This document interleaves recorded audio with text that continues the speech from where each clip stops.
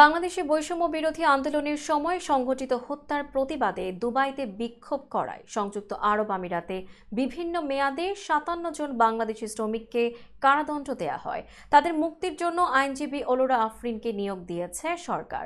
সোমবার mission chief Mohammad Mizanur Rahman স্বাক্ষরিত এক নোটিশের মাধ্যমে এই তথ্য জানা যায়। এ বিষয়ে আইনজীবী ওলোরা আফরিনকে সাহায্য করবে সংযুক্ত আরব আমিরাত এম্বাসি। এর আগে ফাউন্ডেশন ফর ল অ্যান্ড ডেভেলপমেন্টের পক্ষ থেকে জানানো হয়, কারাদণ্ডপ্রাপ্ত ৫৭ জন বাংলাদেশি শ্রমিককে আইনি সহায়তা দিচ্ছে তারা।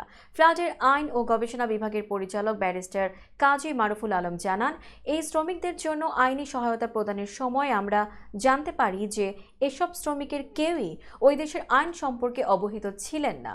দেশপ্রেমিক এইসব শ্রমিককে মুক্ত করার জন্য ফাউন্ডেশন ফর ল অ্যান্ড ডেভেলপমেন্টের পক্ষ থেকে সংযুক্ত আরব আমিরাতে কনসালটেন্ট হিসেবে কর্মরত অ্যাডভোকেট জাকিয়া আক্তারের সঙ্গে যোগাযোগ করা হয়। তিনি ফ্লাডের সঙ্গে সংযুক্ত হয়ে বাংলাদেশি শ্রমিকদের ছাড়িয়ে আনার বিষয়ে বাংলাদেশ দূতাবাসে যোগাযোগ করেন।